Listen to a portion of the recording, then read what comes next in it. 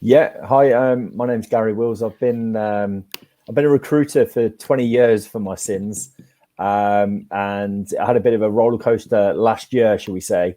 And pretty much that's what to start with. I'm going to give you a bit of the overview what happened last year, but then also from what I've learned in the last sort of 6 7 months. There's quite a few little job search hacks that I've learned that can maybe help you guys and girls out there to secure your next role. Fantastic. Are you presenting something, or are you talking, or how do you want to do it? To start with, I'll just talk if that's all right, and Yeah. then I have put some slides together, and I have got a picture of me in a bit of a crazy suit as well. So I'll share that if you want. Looking forward to it, mate. I'm looking forward to it. All right. Amazing. So the stage is yours. Go ahead. Awesome. Well, as I mentioned, I've been a recruiter for nearly the best part of 20 years. I don't know. This may start a little bit low. Don't worry, I'm going to pick this up. All right, because we all have these periods, I think, in our life where we just have that. I don't know, a bit of a moment really where things just don't quite go right. So in the summer of 2019, my nan passed away. My best mate got terminal cancer. There was a family situation as well, and work was extremely tough. I was pretty much always known as the consistent one that would hit the target, the recruitment target. And anybody in here works in recruitment or in sales knows that, you know, if you have a bad week, you take it home at the weekend, and it's just, you know, it's always quite a difficult environment to be in if it's not going quite well in your personal life. And that was pretty much happening. There was just so much stuff that was just not quite clicking. And I got to Christmas and I really didn't have a good Christmas. And I've got 2 kids and a wife, and I just wasn't happy. Just something wasn't quite right inside of me. Got myself to January, February after a bit of a break, and I thought, you know what, I'm going to be all right now, and hit the target, as you know, which means nothing really when we think about it, but it did at the time. It's just a target, isn't it? You know, it means nothing. And I had to write the next year's figures, and I just literally had nothing left in the tank. You know, there was just nothing left. And I ended up, I'll be honest, being signed off for 4 weeks off work and crying in front of a doctor, in front of my wife, and just feeling completely rock bottom to a point where I struggled to, you know, for a few days, you know, I was just in bed. You know, it was just, and I know there's a lot of worse people in a lot worse mental health positions and stuff like that. So, but I fortunately for myself, I had some really good support around me, my wife and my family, and you know, my kids were awesome. And my wife set me a challenge to convert the garage into a gym. And this may sound like something really basic to you, but at the time it was, you know, just the fact of trying to declutter the garage where there's boxes everywhere. It was just carnage for me. You know, my mind, I was like, oh my God. But bit by bit, I'd do it. I'd put it into the skip, and I'd paint this wall, and I'd paint that wall, and I'd put the rubber floor down, and it was a plain canvas. And I was like, it's the first time in a long time I felt like it was an achievement, you know, that I'd actually achieved something. Bought one of the last treadmills before Mike Ashley put the prices up when lockdown was just kicking in March of last year. And I actually, after 4 weeks out, I started to feel a lot better and a lot more comfortable, a lot more confident in myself again. Got that mojo back. And one of my friends learned that I was out of work and I wasn't very well, and he set me a challenge to run the final 2 weeks of the period that I was off work on the treadmill every day for 30 minutes a day, just to get me sharp and feeling fresh. And yeah, I pretty much did that. It was fantastic. You know, I was in such a good. You could go back 4 weeks to where I was before. To that point, I felt like, you know, I'd achieved. I could do anything. I don't know why. It's just something so little, but it just meant so much. And I went back. I returned to work, and unfortunately, after day 6, I was furloughed. But I'd gone from February having a pay rise to being furloughed and feeling useless, and you know. Yeah, I was like, why me? You know, took it personally, but really it was a business decision. We're in a pandemic, and, you know, after a couple of days, I realized, hey, you know, I think it was 6.8 million other people furloughed at the time. So I was like, it's not just me. There's lots of other people. And actually, there's probably a lot of other people feeling like absolute crap at the moment. At the very same time, my my cousin's husband, Reg, was really unwell with COVID. He was in life support in a coma. So I decided to use that as an opportunity to do something positive. So a bit like what you're doing here today, you're doing something really positive for so many people, and it's going to make you feel good what you're doing. So I decided to use the treadmill as the excuse to keep, because I knew it made me feel so much better and more positive. So I ran from Nightingale London to Nightingale Birmingham in 10 days in support of the NHS Charities Together whilst Reg was in hospital. Obviously, I was doing it on the treadmill, not in person because of lockdown. But it was just a really cool event. It made it onto Lorraine TV, and it was just out of nowhere. Your face is on ITV. I didn't even know how it got there, and my mum and dad have calling me and stuff, and it was just a really nice experience. But on the final day of the challenge, and let me just see if I can. How is it you share on here, buddy? Share screen, yeah. Yeah, that's the one. Yeah. Okay. Let me just see if I can. Application window, Chrome tab. No, it's not gonna show the one. It's okay. That's all right. Don't worry. I'll share the other stuff later. Basically, on the last day, I was dressed up in a bright rainbow suit, and it was because everybody's got the rainbows in the windows and stuff like that. So I put this rainbow suit on. I was running a half marathon, and my phone rang, and it was my manager at the time, and I thought, she's ringing me to say you're coming back, and unfortunately it was the other way around. So I'm just about to run a half marathon, and I've got to find out my furlough has been extended to the end of July, and I was like, no, I don't need this in my life right now. But I decided to kick on, did the run. It was really, really good fun. Like I said, we raised lots of money, but I decided at that point, an idea that I had in my mind was to create something called Furlough Friends. But I decided to actually rename it because it sounded a little bit cheesy, and called it Furlearn.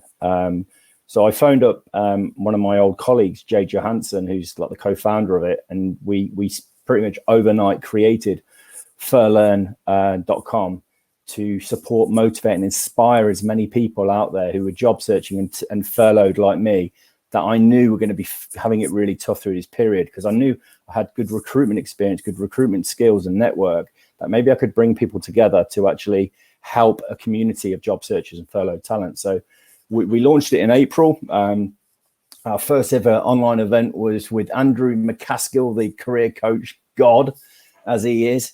And yeah, it kind of just took off from there. Our first volunteers joined, I think there was 7 of them joined in June of last year.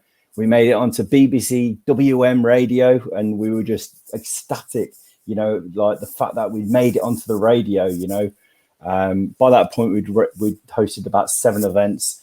Some of them had been like sleep gurus because we're all struggling to sleep, to polar explorers because self-isolation, growth mindset experts to try and give us a bit more positivity and a bit of a lift. We had Mr. Motivator Derek Evans do a workout with us, which was insane. And then we hit 1,000 community members in July, and we were featured in the Daily Mirror. My dad said, it could have been better. It could have been the Telegraph, but yeah, you'll take the Mirror, won't you? It was a nice moment. And then in August we had our biggest ever masterclass, which was a LinkedIn masterclass with 368 people live. Now that might not sound like a lot of people, but it really, my heart was pumping when we were hosting this session. It was insane. In September, we partnered with Google Digital Garage, and we got up to 21 volunteers, all giving their time for free with no funding at all. We've never had any money at all, and we were featured on the BBC radio as well, BBC 5 Live. In October, we were sponsored by Odro. They gave us their video platform to help us try and get people back into work, and it's also helped me in my new business now. And I was personally featured in the Recruiter magazine on the front page, which was something, I've worked in the recruitment sector for 20 years, always lifted that magazine up, and then to see my ugly face on the front of it was a bit of a moment. So that was pretty cool. And then we actually got nominated for 2 awards at the prestigious Learning and Performance Institute against the likes of Lloyds Bank, AstraZeneca, and Fujitsu. And we ended up winning both of them. We won both gold on there. So, yeah, it's been a bit of a roller coaster year. We just can't believe how it's gone. We now want to try and turn it into a social enterprise, and see whether there's a way that we can try and get some funding as well to help even more people, and partner with coaches like yourself and mental well-being experts. We've set up a WhatsApp group for anybody that's feeling lonely over the Christmas period. So we've got a support bubble. We've still got that in place. 6 of us have now taken the mental health first aider course. So if anybody needs a chat, we're here available whenever you want. We're not counselors, but we can, we'll speak to you, for free. Not a problem at all, just to try and get you back on your feet. So yeah, that's kind of been Furlearn in a nutshell. In August, in August, my furlough got recalled. I was recalled from my furlough, but I decided at that point that I'd serve my notice and try and do something for myself moving forward, which is you probably can see there, Talent Today is my recruitment business that I've launched to try and simplify the recruitment process, but it was built off the community's feedback. So they told me what they wanted, and that is what we built to try and help the job searcher get back into work, but fast track that process as well. So I've got Furlearn over here, and we've got Talent Today over here, both supporting each other. So we're helping the job searcher, but then we also want to simplify the process as well. And then there's a third thing going to be coming soon as well, but I'm going to save that for another time. So yeah, it's been a bit of a roller coaster year, shall we say? And I've just learned so much from speaking to so many cool people, and some of the ideas that maybe I had before that you wouldn't necessarily tell the job searcher, because you're the recruiter. You don't want the job searcher to, go direct and stuff like that. I just thought, well, why not? Let's just give everything I know and help the job searcher just to try and land that next cool position. So yeah, that's kind of the story. So I love it, mate. It's so inspirational. I mean, everything that's happened, and just what you've taken away from it, and where you are now, and just throwing it back, to the community with stuff like, you said that you've done the counselling course and being able to, and basically offering up your time for free. It's just, I mean, as you can see from the comments, mate, it's genuinely inspirational for people. So, I mean, mate. Yeah. Thank. I could see some comment. I haven't read any, but I really appreciate them. If I can see there's some kind words and stuff like that, so thank you. Yeah, it's fantastic. It's just great, mate. What do you feel like your biggest achievement is throughout all of that? It's actually the biggest achievement is when we set this up was to improve the mental well-being of the community, and we actually were lucky enough to host a session with Rob Stevenson, and he gave us access to something called Form Score, which basically it can collate how people's morale was. So we asked people's feedback, and we got 100 people to do this, and the average score was actually, I can share this and I'll show you, because it is pretty cool, this graphic.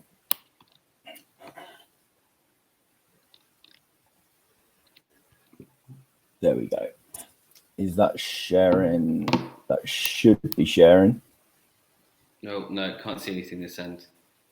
Can't see nothing. Nope. What about now? No. Yeah, there we go. Yeah, it has to be on that window. That's why. Tiny little window. Yeah.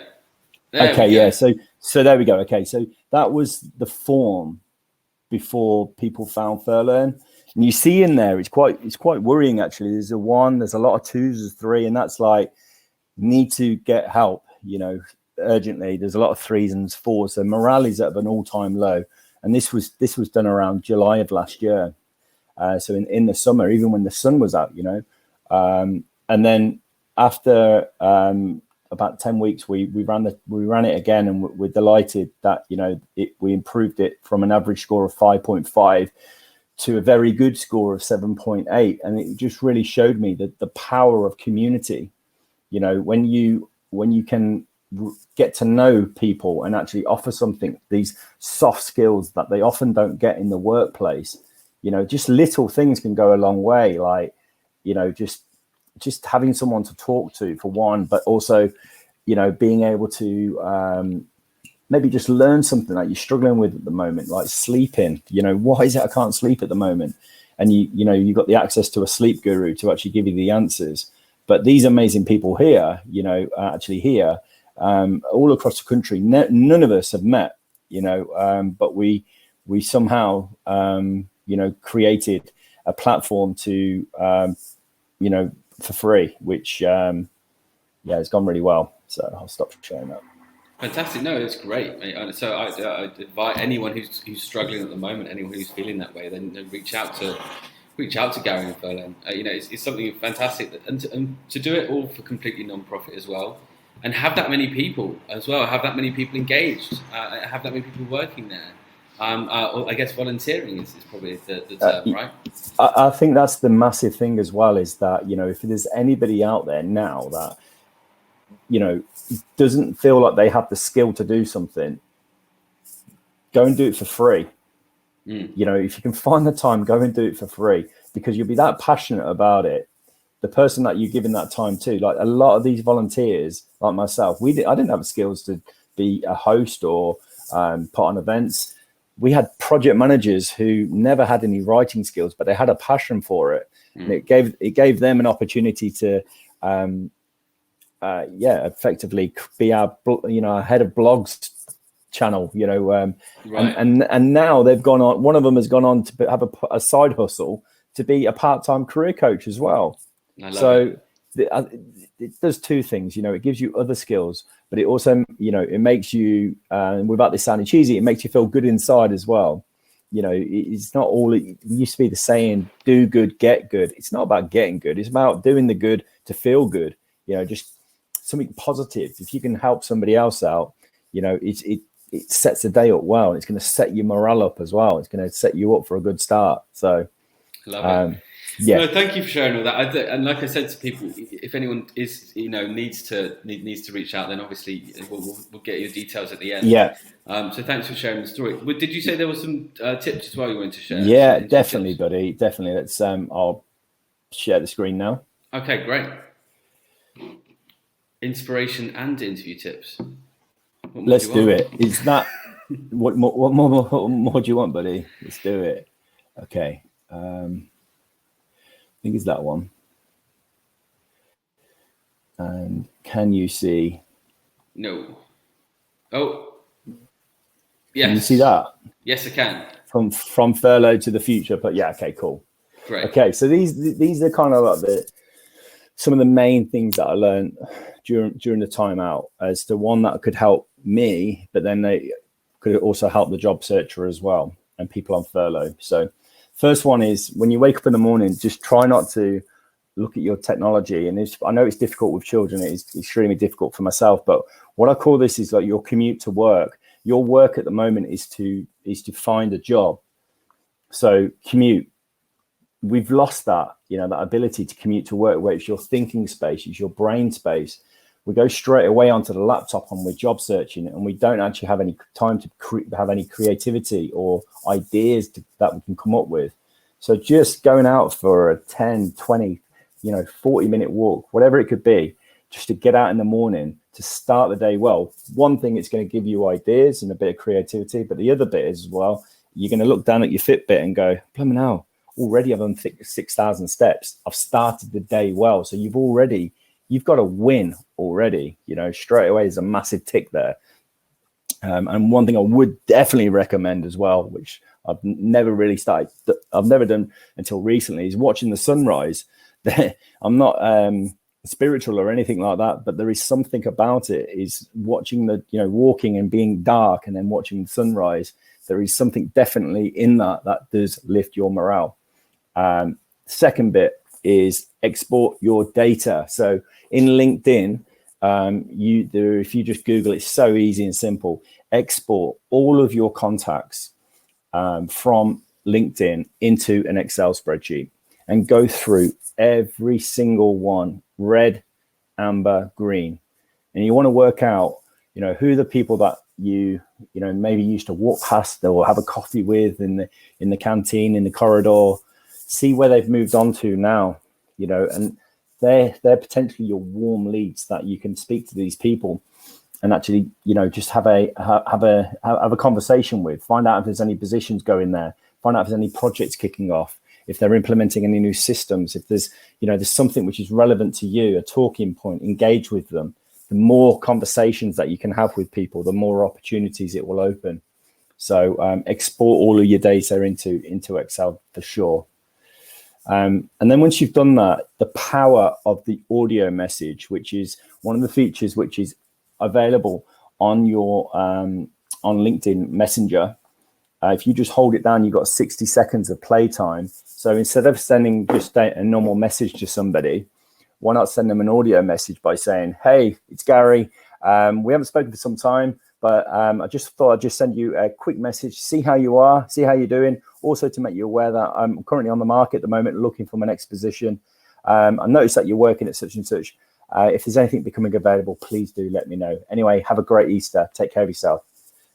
All right. The chances are they're going to get that, and they probably won't have had the audio message before or not many times. And they'll go, that's pretty cool. So you're going to stand out. It's going to be completely different. It's a different approach. It's a lot warmer.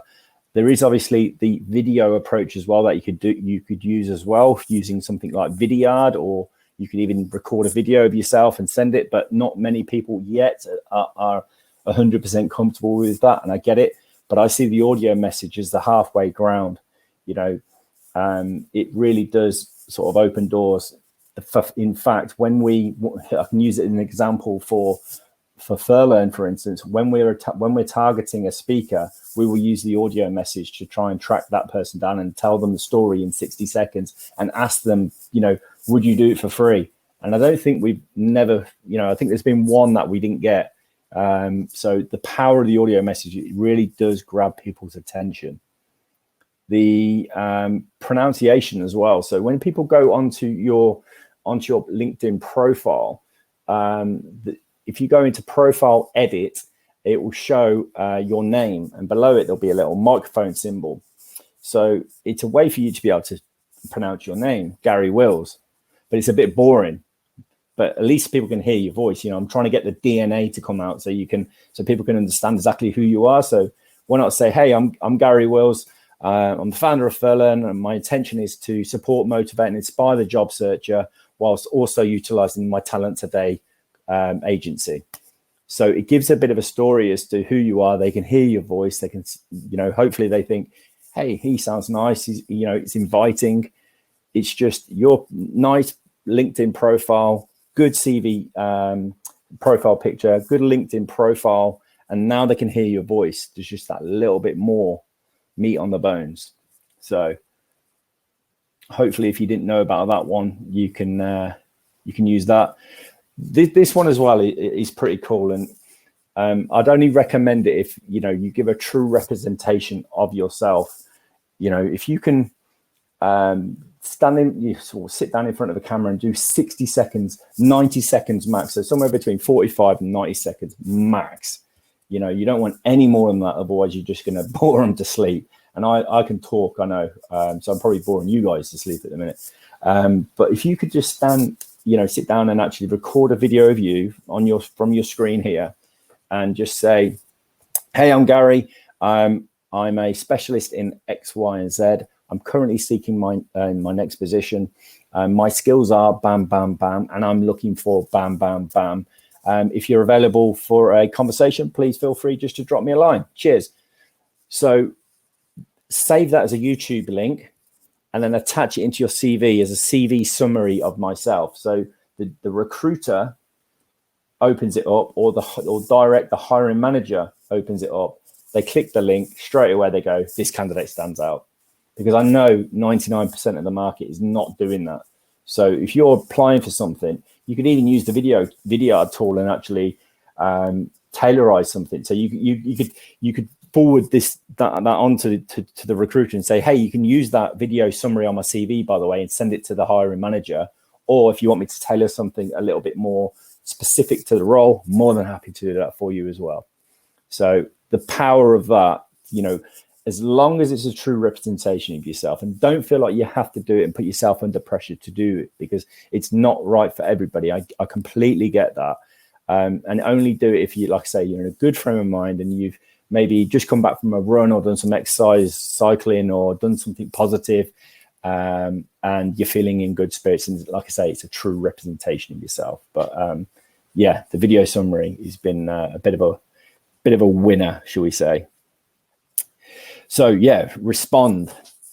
Okay, so this one, somebody comes onto your profile. 9 times out of 10, we can see who's viewed, who's looked at our profile, and we just kind of like look at their profile and do nothing about it. Instead, send them a message, send them an audio message and say, hey, I've noticed that you've checked out my profile. Is there anything that I can help you with? Again, you can either use audio or you could use free text, whatever you feel, but open that dialogue so you can actually see whether there's any opportunities there.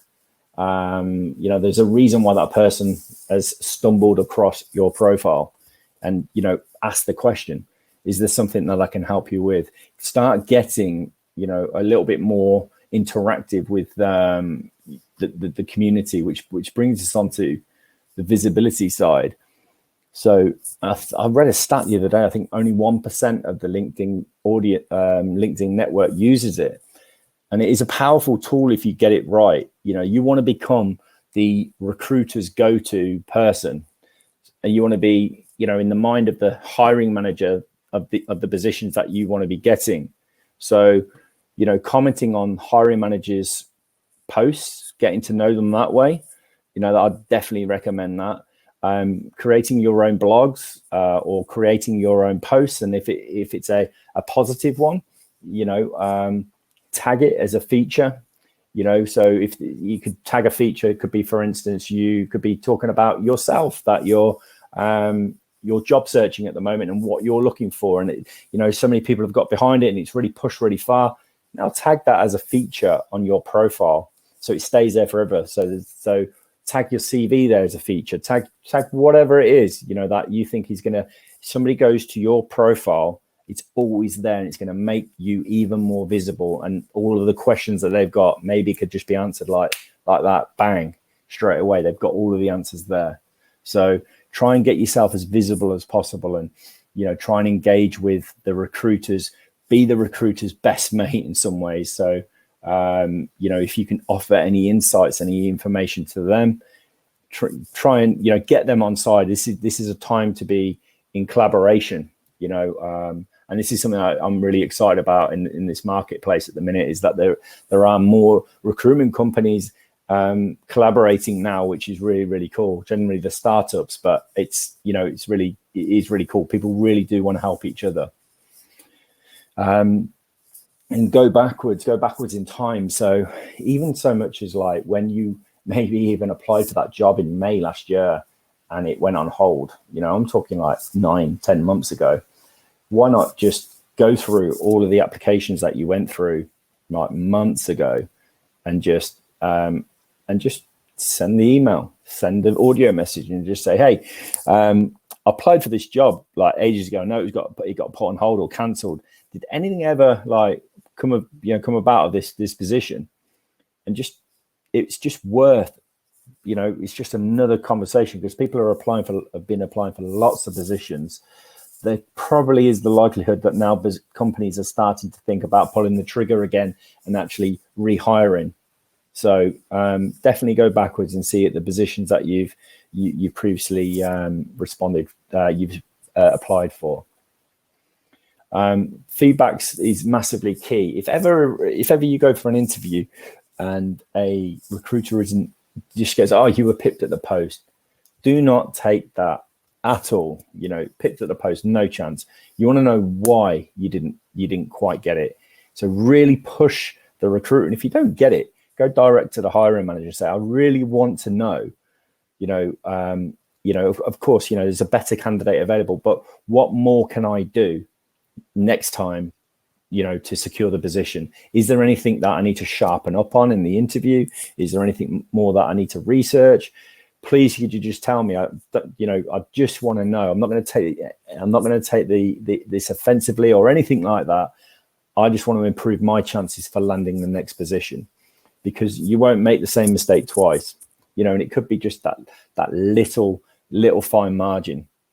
And I'd always say, regarding the feedback side of it as well, is when you have finished your interview, send a message to the hiring manager, thanking them, and saying if you did enjoy it. If you didn't, then don't bother. But if you really enjoyed the interview, send them a message and actually say, I really enjoyed that meeting. It sounds like a fantastic project that you've got going on at the moment, and I'd love to be a part of it. Show enthusiasm, positivity, drive, ambition, and maybe, just maybe, you will stand out more than the other 2, 3, 5 candidates that are going at final stage interview. So you're the one that stands out. You're the one in their mind that you're being, you're the one that's the go-getter. You're grabbing it by the neck. So definitely push for feedback from both sides. Feedback is key. And then finally, set yourself some goals. And they can just be little goals as well. I would definitely say they don't all have to be focused around trying to find a job. They could be little things about, something that could help improve your job search. So maybe how you can help improve your mental well-being, or could that be exercise? So maybe you want to run 30 miles this month, or you want to cycle 50 miles this month, or something. So set something which is you're achieving something nothing too difficult, something that you can achieve, you can aspire to, you can get to.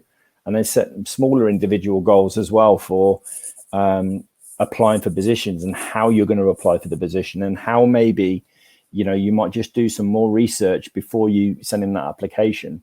So you can discuss with the hiring manager or the recruiter why exactly you feel you are bang on the money for that role, and why they should 100% put you across for the position.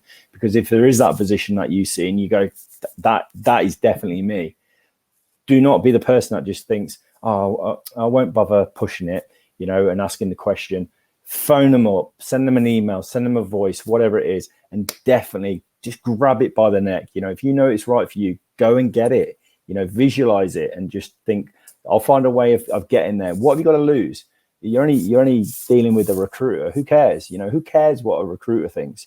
It's just push out there and just try your best and think, I'm gonna get my CV across for this position, and give the recruiter as many reasons why he or she should put you across. And actually think, do you know what? I am going to send you as the 5th candidate as a curveball, because you've sold to me and you've won me over.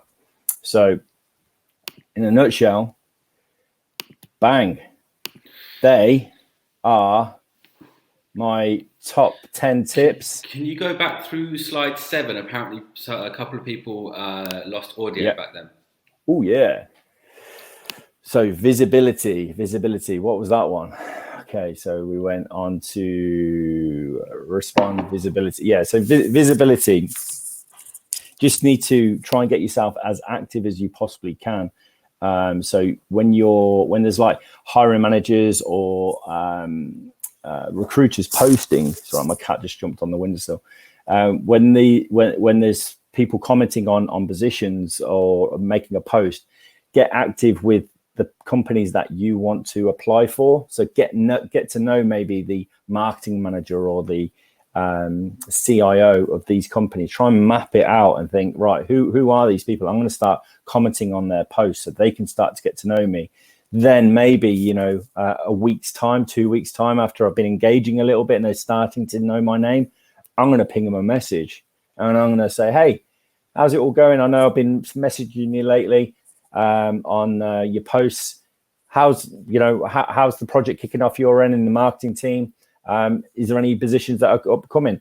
I guarantee you now they'll feel inclined that they've got to, that they haven't got to, but the likelihood of it is that they will reply to you because they've got that little bit of that common ground, that touch. You're not cold, you're a little bit warmer because you've been almost inflating their ego by helping push what they're putting out there. You know, everybody is so fixated on how many likes they get and stuff like that. But if you're actually helping them, you know, push out their message, then they're probably going to be more willing to listen to your message when you actually need some support.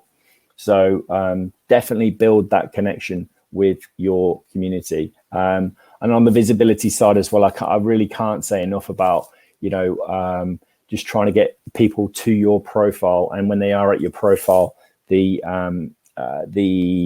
featured sections. So if there's things that you can push out about yourself and then tag them as a feature on your profile, which is profile edit, and then just literally just throw it straight in as a feature and it will stay there. So once you've got people at your profile, you want them effectively to have all the answers, right? So they've got your CV, they can hear your voice, maybe there's a video summary there, maybe there's your CVs there, maybe there's a blog that you created, maybe there's something passion that you got a passion for that you want to aspire to. Yeah, try and capture everything. So your LinkedIn profile page is almost like a little mini you, a little mini ecosystem of who you really are. So they've got all the answers, all of the questions there, and utilize as well your references as well. And the final, do you know what? One last tip I've got, and I thought of it the other day on the treadmill, was when you your ex-bosses, you know, just tap them up and say, do me one favor, right? Send me 90-second video clip talking about me. You know, I just want you to say on camera, to just record it and send me the link. You know, could you just say how I performed in that role? You know, could you just talk about, you know, the basics, basically? Was I on time? Was I good? Would you rehire? What you liked about me? And try and get them to do it in 90 seconds. And again, on your CV, post that on your CV underneath your normal details like your address, video summary of myself, video feedback from past employer. They're going to click that and go, wow, okay, I can look into the whites of the eyes of the past hirer. And there's two links there. Even better, you know, they can see that you are, you know, you've got some really good experience. You know, that you want these people to have some energy and actually say, yeah, you know what, if it wasn't for COVID, you know, kicking in, she would definitely still be with us, you know, but unfortunately, business decision, you know, but she was fantastic. You know, if ever a position comes up in the future, we'll be knocking on her door again anyway, you know, definitely. So yeah, try and get as much support from your visible network as well, you know, to help you become as attractive and as visible as possible. Cool. Fantastic. Thank you very much. We've had a couple of questions come through as well. All right, Great advice. Really good advice. Really I'll just solid. stop sharing this if I can work out how to. I did it for you. Don't worry. Oh, amazing. We're back in the room. We're back in the room. Yeah. Just head back onto the page. So the first question is from Nandini. I think, is that how you say your name? Apologies if I got that wrong. I had 3 interviews for a role, did email HR for feedback to improve, but never heard back. So not sure. Should I email back or just not pursue as clearly the company is not bothered? It kind of goes to show, doesn't it? Do you really want to work for that type of company anyway? You know, if they can't come back and give you the feedback, you know, you might give them the benefit of the doubt that, you know, let's be honest, there's, you know, we're in a COVID environment at the moment that, you know, maybe teams are slightly stretched. So maybe just give it one more shot and ask them, just, you know, politely, maybe try it a different way, maybe try and engage them on LinkedIn. If you can get hold of the hiring manager on LinkedIn, try it that way. Was that your dog? No, that was someone dropping a pillow. Your pillow for later, yeah. My pillow for yeah. I mean, for at some point. We've still got so long to go, mate. But no, great answer. So we've got another question here. In fact, I'm probably going to wrap this session up after this question because we're going from UK to America just to give myself a 20-minute break. Yeah, cool, in mate. between. But we've got one question here for Andy. was your main catalyst for change? What was your main catalyst for change? Was taking action, or would you say there was a change in mindset first, or was it the supporting voices, your wife, that made that affected the change? There was definitely the support really helped. So there's actually something before that, acceptance. When you accept that you've got a problem, you can do something about it. If you just keep going on, and just trying to, ignore that there's a problem there, then you're never gonna get to the next level. You're never gonna progress. So acceptance is key, and then then you can change the mindset. You certainly can change the mindset. And I'd say I'm not 100% fixed or anything like that. And mental health can impact us at any times, and I still have low days at some points. But the majority of the time, I think, right, today's going to be a good day. Let's keep it positive. Let's get going. Right, what can I do to start the day well? And I have my little routine that I do pretty much every single day to try and lift my spirits, and then I can be in the best possible me for the day, if possible. Fantastic. Thank you so much, mate. Well, look, few people have sent through the link already, but for people who haven't seen that, how can they find you? It's just, I'll just put it here. So if they want to hook me up, I'm on LinkedIn. Just look for the Bald Recruiter, Gary Wills. And if you need any, I'll just type it in. If you need any advice or anything like that, any support, there's a Furlearn website, which is that furlearn.com. There's about 28 videos on there. We need to upload a load more. We've got loads of cool ones on there as well, like John Peters, ex-prisoner of war, talking about his ordeal. So we've got some inspiration, motivation. We've got loads in there.